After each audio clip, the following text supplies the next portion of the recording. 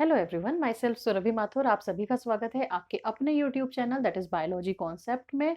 और आज हम लोग पढ़ेंगे एक बहुत इंपॉर्टेंट टॉपिक जिसको लेकर अक्सर आपके फाइनल ईयर में तो क्वेश्चन पूछे ही पूछे जाते हैं, साथ ही साथ क्लास 12th में भी पूछे जाते हैं और कंपटीशन में भी। अगर आप सेकेंड ग्रेड की प्रिपरेशन कर रहे हैं तो वहाँ पर भी इसको लेके कई मल्टीपल चॉइस क्वेश्चन यानी कि एमसीक्यू पूछे जाते हैं। इस टॉपिक को आप और हम मिलकर शुरू करेंगे, लेकिन स्टार्ट करने से पहले आप सभी से ये हम्बल रिक्वेस्ट है कि आप बायोलॉजी कॉन्सेप्ट चैनल को ज़्यादा से ज़्यादा लाइक करें, शेयर करें और सब्सक्राइब करें। तो आइए आप और हम मिलकर शुरू करते हैं ये प्यारा सा topic that is TS of anther. बच्चों देखो, एंथर जब हम लोगों ने देखा था स्टेमन का स्ट्रक्चर, और स्टेमन में मैंने आपको बताया था, जैसा कि आपको ध्यान हो कि यहाँ पे क्या होता है, ये फिलामेंट, और फिलामेंट के ऊपर प्रेजेंट होती है क्या, एंथर लोब। इस तरह का मैंने डायग्राम ड्रॉ किया था। और ये क्या है बेटा, ये है एंथर लोब या एंथर, और इनको जोड़े हुए ये जो लाइनिंग्स मैं बना रही हूँ इसको हम क्या कहते हैं, कनेक्टिव। तो ये एक कनेक्टिव क्या होता है, एक स्टेराइल टिश्यू होता है जो जोड़ता है किसको, दोनों एंथर लोब्स को। और इन एंथर लोब्स में क्या होते हैं, इनमें होते हैं पॉलन ग्रेन्स जो मैंने डॉट डॉट के थ्रू दिखाए हैं। अब क्या करेंगे बेटा कि हम इसका सेक्शन कटिंग करेंगे, टीएस लेंगे। टीएस मतलब ट्रांसवर्स सेक्शन, एलएस आता है तो उसका मतलब होता है लॉन्गिट्यूडनल सेक्शन। यानी ट्रांसवर्स सेक्शन जब हम लेंगे तो हमें इसमें एंथर की कौन कौन सी लेयर्स दिखेंगी ये हम देखेंगे। देखो, इसमें जो आप देख रहे हैं, जो सबसे जो बाहर की लेयर है, जो आउटर मोस्ट लेयर है, जो आपको ब्लू कलर से दिख रही है, इसको हम कहते हैं एपिडर्मिस। एपिडर्मिस। एपिडर्मिस के नीचे जो आपको ग्रीन कलर के मार्कर से दिख रही है, उस लेयर को हम कहते हैं एंडोथीशियम। एंडोथीशियम।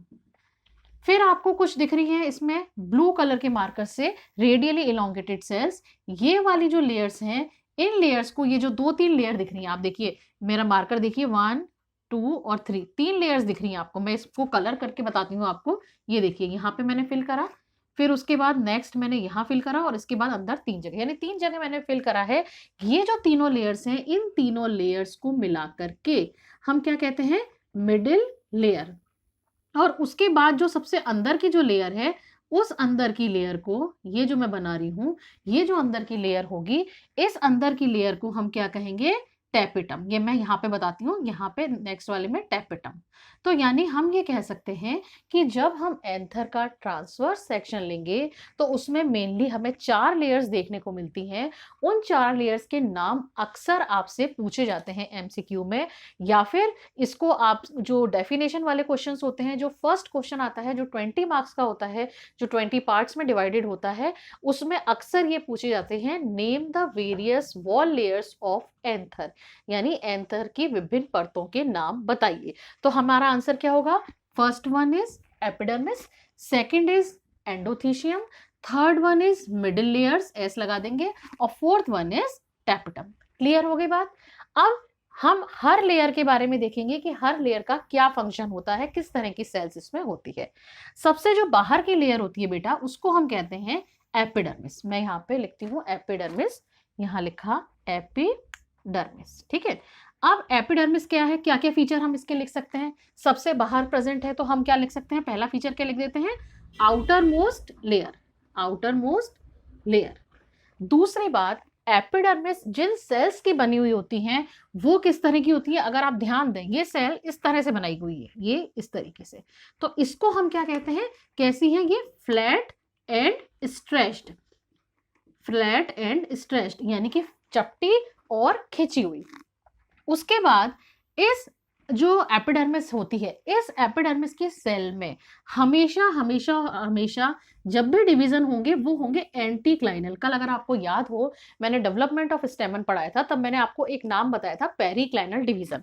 2 तरह के डिवीजन होते हैं, एक होता है पेरिक्लाइनल, जैसे ये मैंने बनाई सेल, ठीक है। अब इसमें अगर इस पेरीफेरी के, ये हुई इस सेल की पेरीफेरी, इस पेरीफेरी के पैरेलल अगर डिवीजन होता है तो हम उसको क्या कहते हैं, पेरिक्लाइनल डिवीजन, जिससे कि आउटर और इनर सेल बनती है।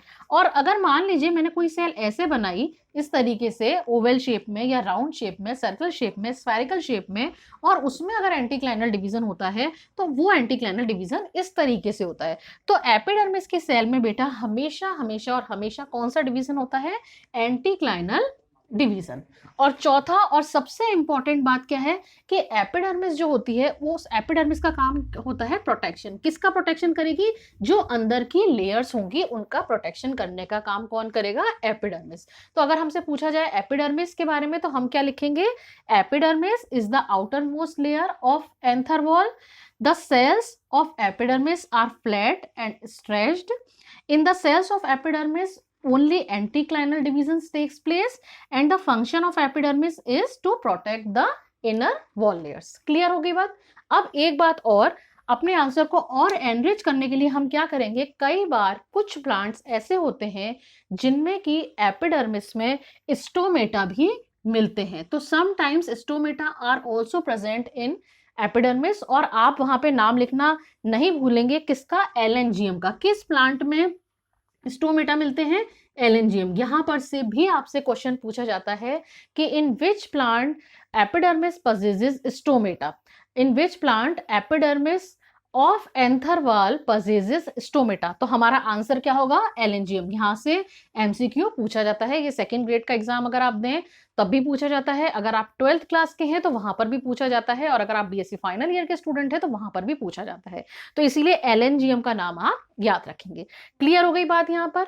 अब हम आते हैं नेक्स्ट लेयर, कौन सी? एंडोथीशियम। अब मैं इसको इरेज कर रही हूं, आप यहां पर मेरा वीडियो पॉज कर सकते हैं, आप टाइम नोट कर लीजिए कितने सेकंड पर। एक बार आप पूरा वीडियो देखिए आराम से, उसके बाद आप अपने रजिस्टर हमेशा लेके बैठिए। जब भी आप ये वीडियो लेक्चर देख रहे हैं मेरा, तो हमेशा एक रजिस्टर लेके बैठिए और इस मोमेंट को नोट कर लीजिए कि इतने मिनट इतने सेकंड पर मैम ने ये सारा कुछ एक्सप्लेन किया है। तो जब आप दोबारा से उस लेक्चर को देखेंगे तो आप सीधे उस ट्रैक पर जाइए और वहां पर से ये जो मैंने बोर्ड पर लिखा है उसको नोट डाउन कर लीजिए। ठीक है, अब मैं इसको इरेज करती हूं। एपिडर्मिस के बाद बेटा कौन सी लेयर आई? एपिडर्मिस के बाद लेयर आती है हमारी एंडोथीशियम। एंडोथीशियम ये दूसरी लेयर है।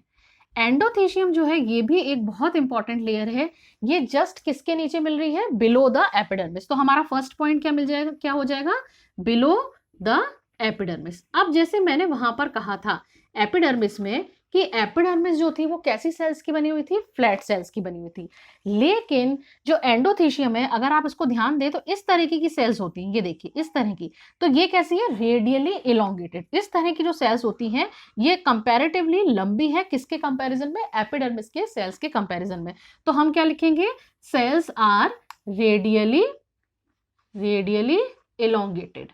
ठीक है, दूसरी इंपॉर्टेंट बात ये आती है कि जब आप इसका सेक्शन कटिंग करेंगे तो आप ये देखेंगे कि इसकी सेल्स में नीचे की तरफ, यानी यहां पर इस जगह पर आपको कुछ थिकनिंग बैंड्स दिखाई देंगे। थिकनिंग बैंड्स, ये जो मैंने डार्क कलर से किए हैं ये क्या है? Thickening bands. ये देखो, जैसे मैंने एक और बनाई और यहाँ पे नीचे यू शेप में, ये देखो ये यू शेप, ये यू शेप में, या फिर कुछ केसेस में आपको स्पाइरल शेप में भी आपको ओवरलैपिंग स्पाइरल शेप में भी कुछ थिकनिंग दिखाई देगी। इन थिकनिंग्स को हम कहते हैं बैंड्स। कैसे होते हैं? यू शेप्ड या फिर ओवरलैपिंग स्पाइरल शेप्ड बैंड। अब इसका काम क्या होता है? ये बेटा जो बैंड्स होते हैं, इन बैंड्स की वजह से ये एंडोथीशियम जो होती है वो कैसी होती है? Hygroscopic in nature. Very very very very very important point कि कौन सी लेयर है एंथर वॉल की जो कैसी होती है? हाइग्रोस्कोपिक नेचर की होती है। हाइग्रोस्कोपिक का मतलब होता है मॉइस्चर को एब्जॉर्ब करने वाली। अब आप पूछेंगे मॉइस्चर क्यों एब्जॉर्ब करें? मॉइस्चर इसलिए एब्जॉर्ब करें क्योंकि आपको पता है कि जो एंथर है उसमें क्या होते हैं? पॉलन ग्रेन्स होते हैं। तो जब पॉलन ग्रेन्स यहाँ पे प्रेजेंट है तो ये पॉलन ग्रेन्स कब रिलीज होंगे? यहाँ पे ये मैंने बनाया एंथर और यहाँ पे क्या है बेटा? पॉलन ग्रेन्स है। तो ये पॉलन ग्रेन्स बाहर कब निकलेंगे? कब ओजेस आउट होंगे? कब ये डेhiscence होगा? जब ये रप्चर होगा, जब ये स्प्लिट होगा, तभी तो ये पॉलन ग्रेन बाहर निकलेंगे। तो स्प्लिट होने के लिए इसको क्या चाहिए? मॉइस्चर चाहिए। तो एंडोथीशियम की वॉल क्या करती है कि ये एनवायरमेंट से मॉइस्चर को एब्जॉर्ब करती है, जिसकी वजह से इसका स्प्लिट होता है और ये स्प्लिट होकर फिर रप्चर होती है और इसमें से क्या होते हैं? पॉलन ग्रेन्स जो हैं वो बाहर निकलते हैं। तो आपसे ये पूछा जाएगा कि which layer of anther wall is hygroscopic in nature, तो आपका आंसर क्या होगा? एंडोथीशियम। क्लियर हो गई बात। नॉर्मली एंडोथीशियम सिंगल लेयर होती है, कई बार कुछ केसेस में आप देख सकते हैं कि ये डबल लेयर भी हो सकती है। क्लियर। अब हमने क्या पढ़ा, 2 लेयर्स पढ़ ली, कौन कौन सी, एपिडर्मिस और एंडोथीशियम। अब एंडोथीशियम के बारे में अगर हमसे पूछा जाएगा तो हम क्या लिखेंगे कि endothecium is present below the epidermis, it is consist of radially elongated cell on the tangential wall, or the cells which are which are elongated on the below side of the cell, U-shaped overlapping or spiral bands are present. These bands may be transverse band. In these bands, because of these bands, endothelium show hygroscopic in nature. Clear? अब हम आते हैं third layer पर, that is middle layer. यहाँ पर आप फिर time note कर लीजिए कि किस टाइम पीरियड पर हमने बोर्ड पर से लिखा है, तो आप उसको अपने रजिस्टर में नोट डाउन कर लीजिएगा। अब मैं इसको इरेज करती हूँ और आगे बढ़ते हैं। आगे हम ये देखेंगे कि मिडिल लेयर जो होती है उसके क्या फीचर हैं। अब इसके बाद मिडिल लेयर्स का नंबर बेटा 1 और 2 या 2 या 3 हो सकता है। तीसरी जो लेयर आई वो आई मिडिल लेयर। मिडिल लेयर, ये मिडिल लेयर किसके नीचे प्रेजेंट है, बिलो द एंडोथीशियम। तो पहला पॉइंट क्या हो गया, बिलो द एंडोथीशियम। और मिडिल लेयर्स का नंबर कितना होता है, मिडिल लेयर्स का नंबर 1 to 3 हो सकता है, ठीक है। और इसमें सेल्स कैसी होती है, इसमें सेल्स फ्लैट होती हैं और ये क्या करती है, कई बार स्टार्च को स्टोर करने का काम करती हैं, ठीक है। इसमें आपको स्टार्च मिल सकता है, ठीक। अब इसमें भी डिवीजन पेरिक्लाइनल या एंटीक्लाइनल हो सकता है।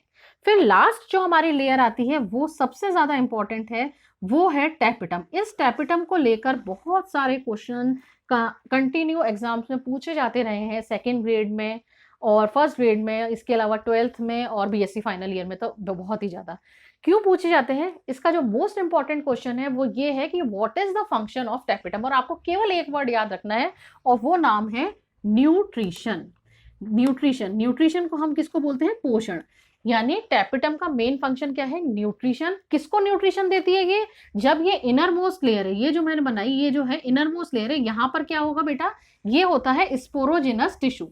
यहां पे लिख रही हूं स्पोरोजिनस टिश्यू, स्पोरोजिनस टिश्यू। तो ये न्यूट्रिशन देती है किसको, स्पोरोजिनस टिश्यू को। स्पोरोजिनस टिश्यू कहां से आया, स्पोरोजिनस टिश्यू जो होता है वो स्पोरोजिनस टिश्यू से कल हम लोगों ने डेवलपमेंट में देखा था कि क्या बन रही थी, एमएमसी यानी माइक्रोस्पोर मदर सेल। और माइक्रोस्पोर मदर सेल से क्या बन रहे थे, माइक्रोस्पोर। और माइक्रोस्पोर बोलो या पॉलन ग्रेन बोलो एक ही बात है। तो यानी ये टैपिटम किसको न्यूट्रिशन देने का काम करती है, ये टैपिटम पॉलन ग्रेन्स को न्यूट्रिशन देने का काम करती है। तो टैपिटम का मेन फंक्शन क्या हो गया, न्यूट्रिशन। दूसरा इंपॉर्टेंट क्वेश्चन क्या बनता है, the innermost layer of anther wall is, inner most layer कौन सी है, टैपिटम। तो हम 2 पॉइंट क्या लिख सकते हैं टैपिटम के बारे में, कि tapetum is the innermost layer of the anther wall. The main function of tapetum is to give nutrition to the microspore और पॉलन ग्रेन। तीसरी इंपॉर्टेंट बात, इसमें से आप ये देखिए कि इसका पोर्शन कौन सी लेयर का, टैपिटम का। टैपिटम का वो पोर्शन ये क्या है बेटा, कनेक्टिव है। ये जो बीच में बना रखा है बेटा ये क्या है, कनेक्टिव है। तो जो सेल्स कनेक्टिव की तरफ होंगी, टैपिटम की वो सेल्स जो कनेक्टिव की तरफ होंगी, उस सेल्स को हम क्या बोल देंगे, उस टैपिटम को हम क्या बोल देंगे, सी टैपिटम। यानी जो टैपिटम का ओरिजिन होता है वो कैसा होता है, ड्वेल। मैं यहां से मिडिल लेयर इरेज करती हूँ और फिर इसके फीचर्स लिखती हूँ कि टैपिटम जो होती है उसका ओरिजिन कैसा होता है, ड्वेल ओरिजिन।